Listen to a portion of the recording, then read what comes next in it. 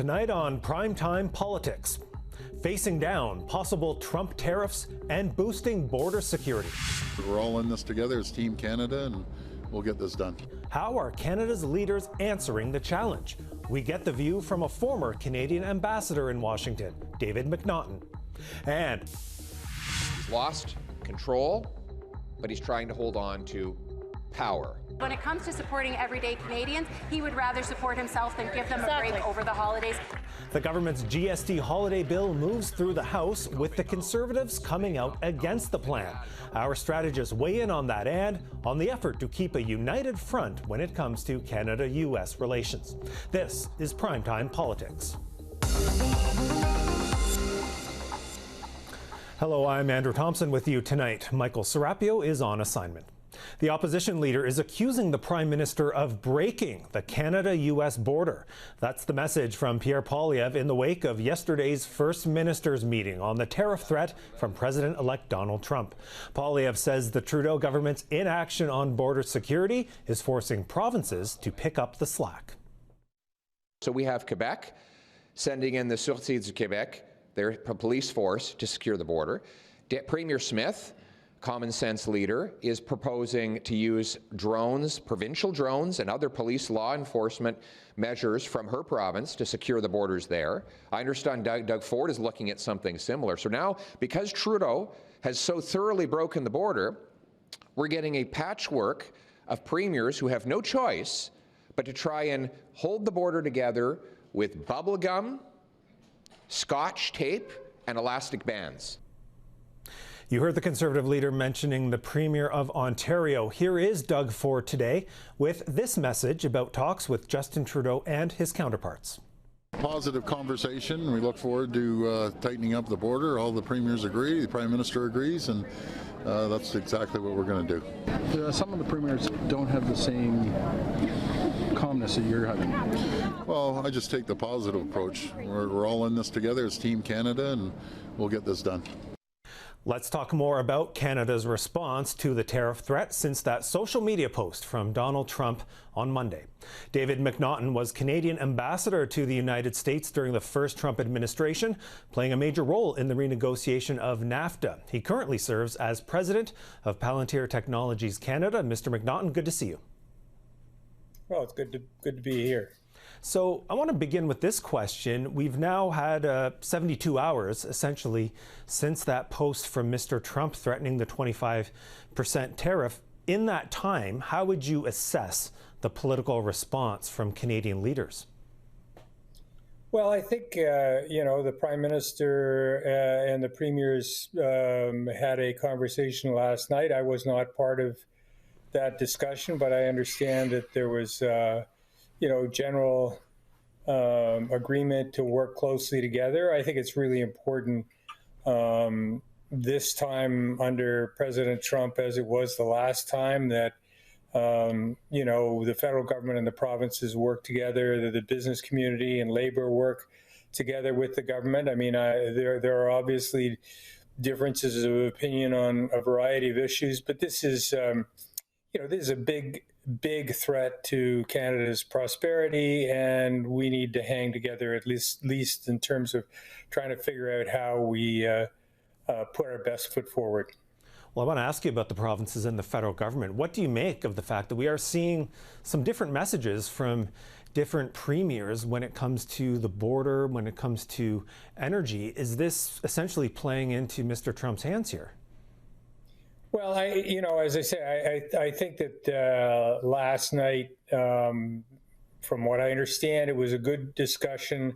I think it's going to take a little bit of time to get everybody, singing out of the same song sheet. It's not simple, and obviously, there have been some rather tense times between the federal government and the provinces in the last while. I mean, it does tend to happen quite a bit, but I'm optimistic that we're going to be able to pull together and, as I say, work together with the feds and the provinces and the private sector to make sure that we are aligned in terms of the messages we're giving to the U.S. Because if we're not, then they're just going to, divide and conquer is the easiest strategy you can put forward if you're trying to win. Right. I want to ask then about your experience during the first Trump administration, during those contentious trade talks. What do you think is different this time about this second Trump administration that Canadian leaders are going to have to deal with? Well, I think, the first go round, I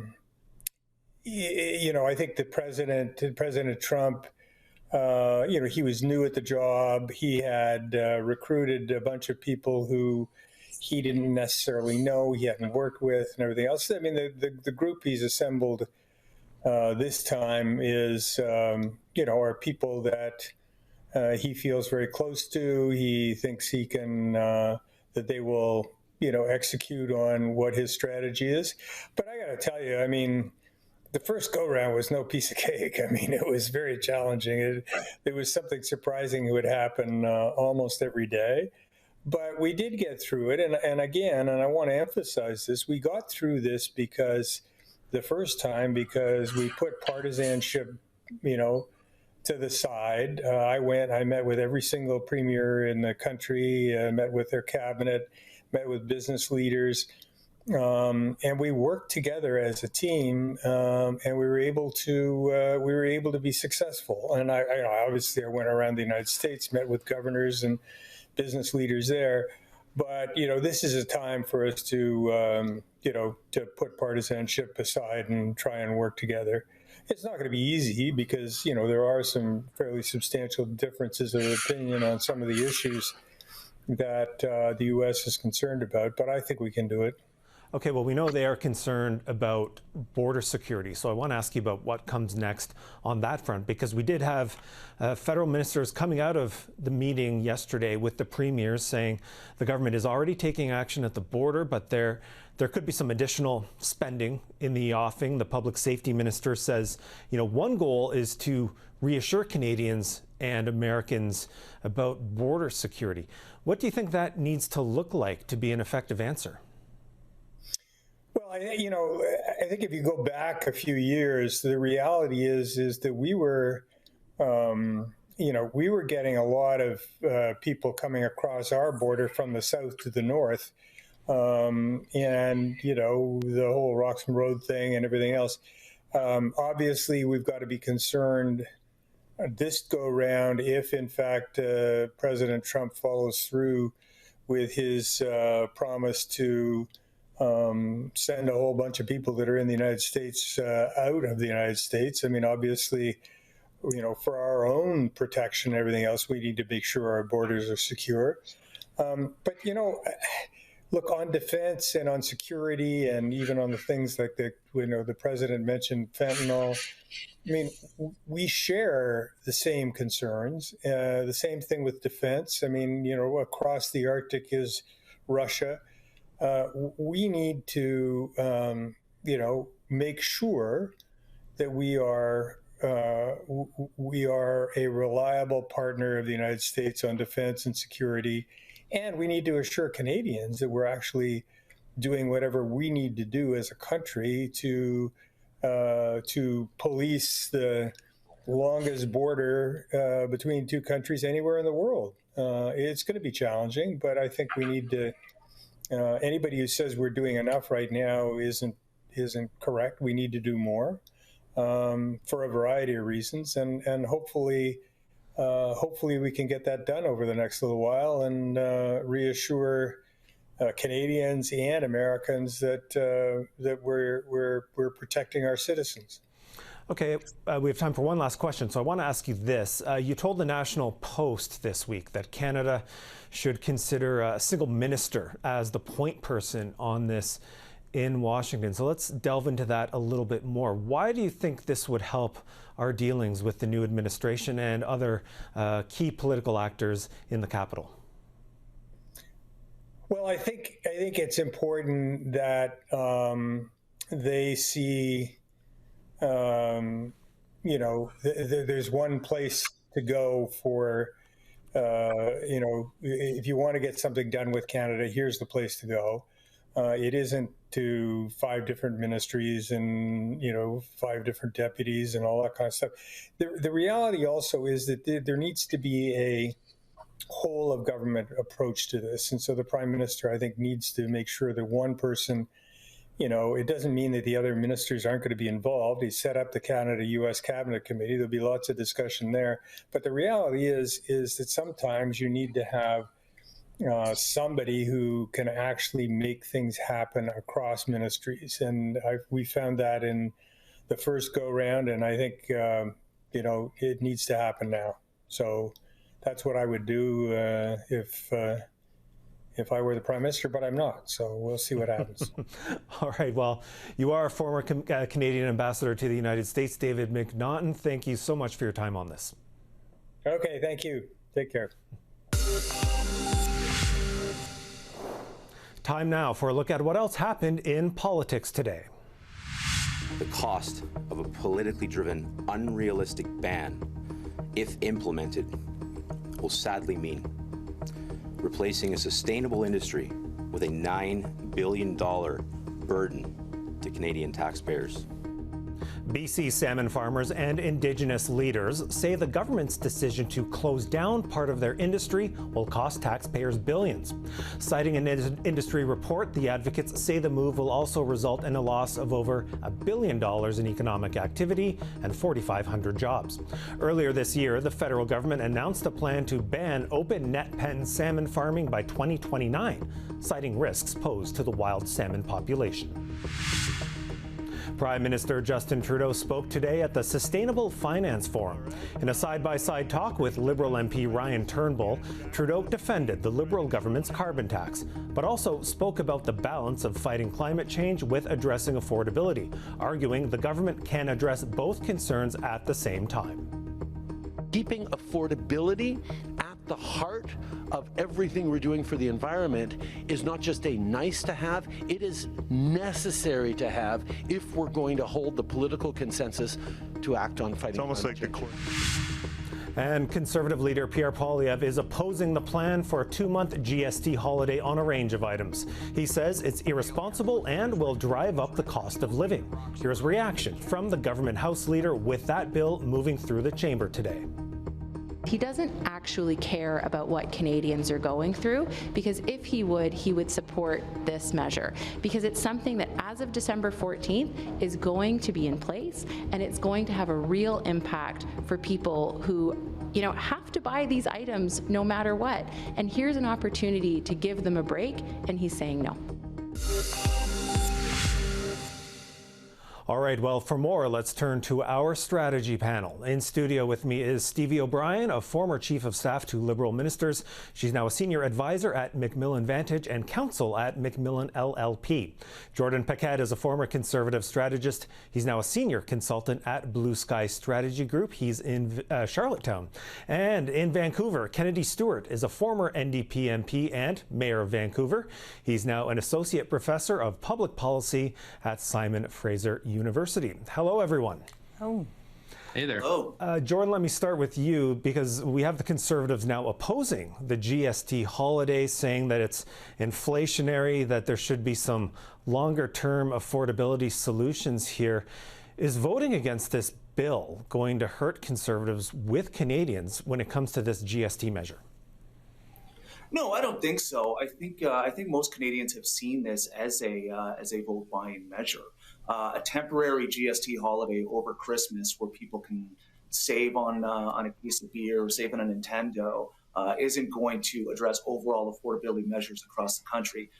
Pierre Poilievre has been quite clear over the last number of years since he's become leader on these measures about needing tax reform, being able to tax the carbon tax, issues that will actually matter to Canadians overall. So I think this is something that could potentially backfire on the Prime Minister.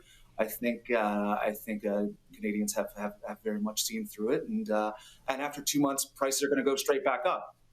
So I don't see what the long-term plan on this is beyond a vote buying. All right, well, Stevie, let me turn to you then, because what is the long-term plan here? Because we have seen the government split off the plan to send out the $250 checks from this bill. Well, I think it's sort of interesting that the Conservatives on the one hand are saying, take steps on affordability, and then when the government tries to do so, they vote against it. So that's a little bit rich to me. I do think, or I would point out that the government has never said that this is the fix. They're not putting this forward as a fix to the affordability crisis. It's a measure. And other things that could be done on the affordability, like getting dental care, finally through, and some other measures, are being held up because of the House, what's happening in the House. So I think on the plan going forward, we've seen the NDP play ball with, at least with respect to the GST piece, and I think the checks will remain a live issue as we go into the new year. Okay, Kennedy Stewart, let me bring you in on this because we did hear a pretty strong response from Jagmeet Singh to the fact that the Conservatives are voting against this, but the party has also been criticizing the government over the eligibility for those checks. Of course, that's not in the bill, but what do you make of the NDP's response to this in recent days? Well, of course, this is an NDP proposal early on, and it's, of course, Jagmeet Singh that's making this happen. That's why we're going to have a GST rebate, because the NDP are going to be supporting the Liberals in the House of Commons making this happen. So this is a good move for them. On the Liberal side, what I'm a little disappointed about is that this is done so quickly and crudely. I would much rather see something targeted at those Canadians who need the most help.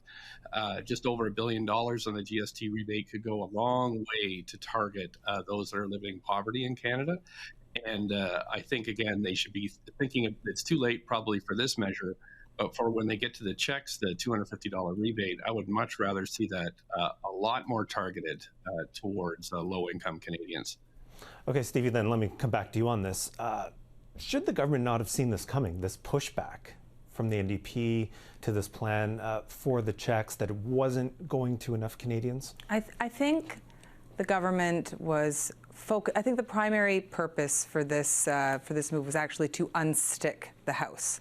I think they thought they'd put this in the window, we can get through the filibustering and Parliament will resume, and then maybe there would be conversations about scope or whatever. I think it was more of a parliamentary strategy at first than necessarily an affordability measure.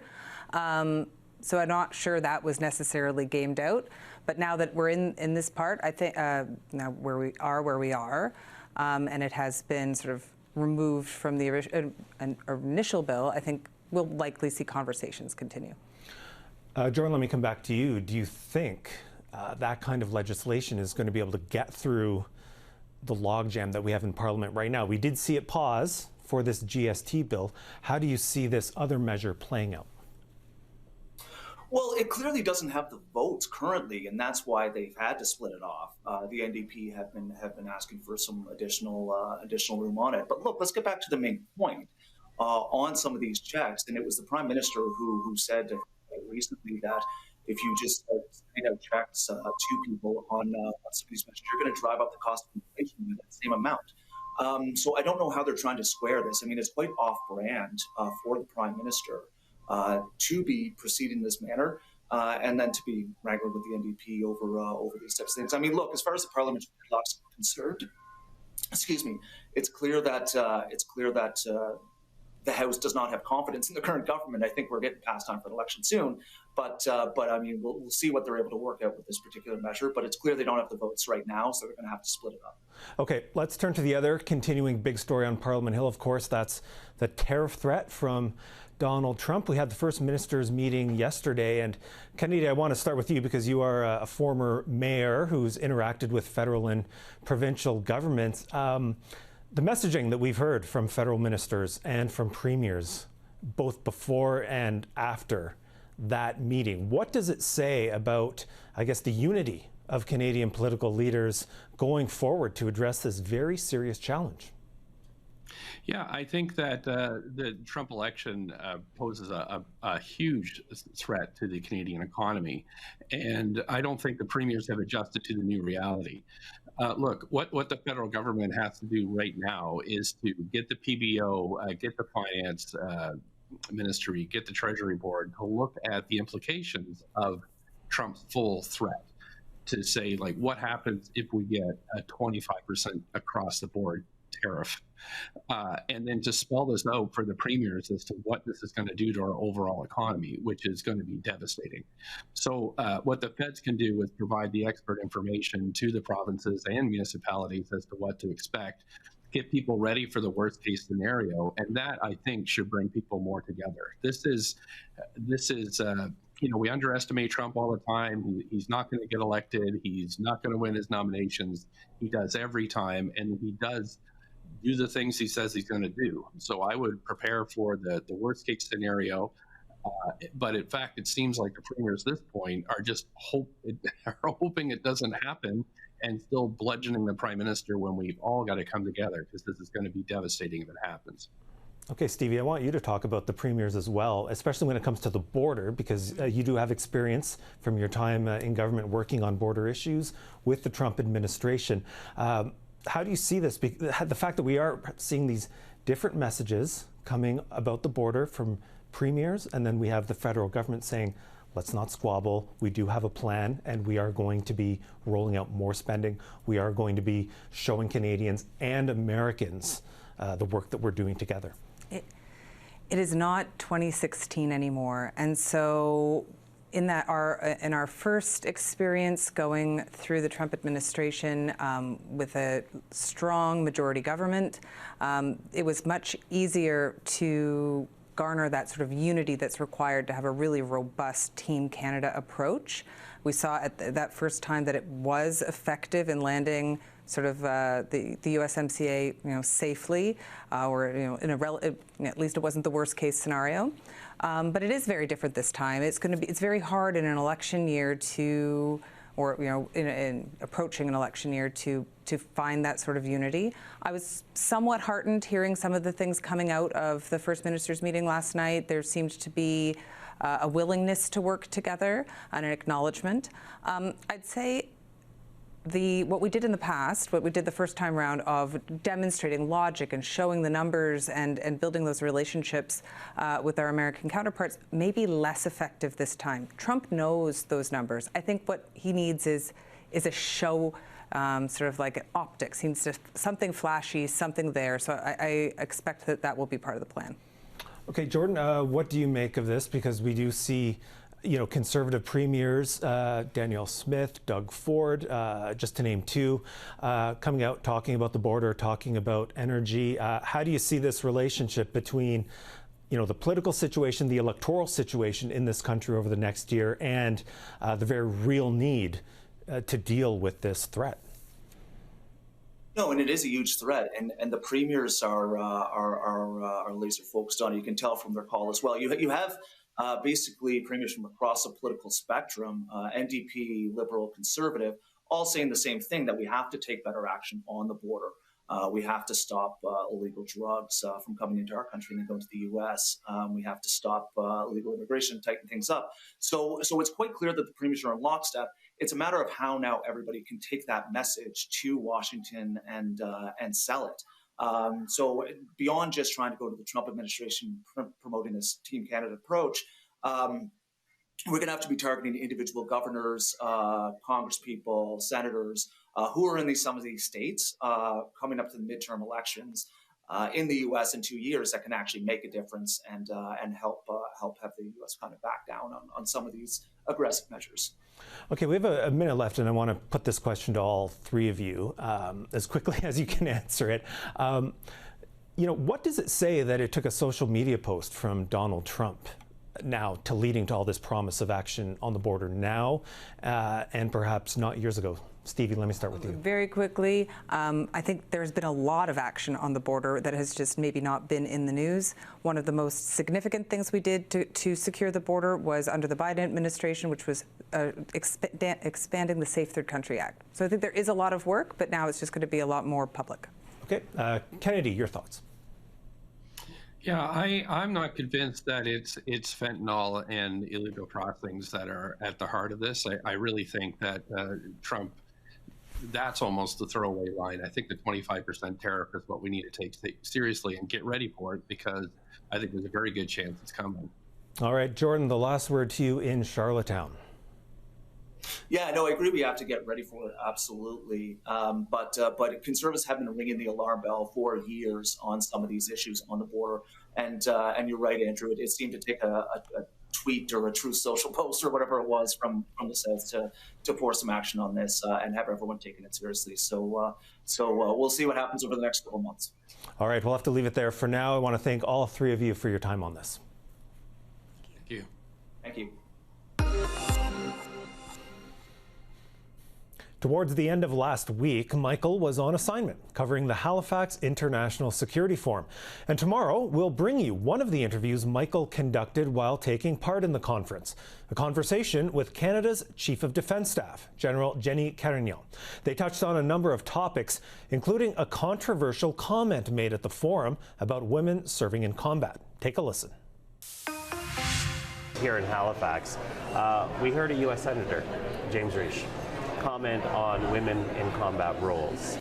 I think it's delusional for anybody to not agree that women in combat creates certain unique situations that have to be dealt with. I think the jury's still out on how to do that. I'm wondering what your reaction is to it, because beyond you, there were a number of female officers from different countries in that forum reacting to what was said by the senator. What's your reaction to what we heard? Well, of course, I reacted the next day to make sure that nobody left the forum with the idea that women are a distraction or some kind of social experiment, being part of their military in service to their country.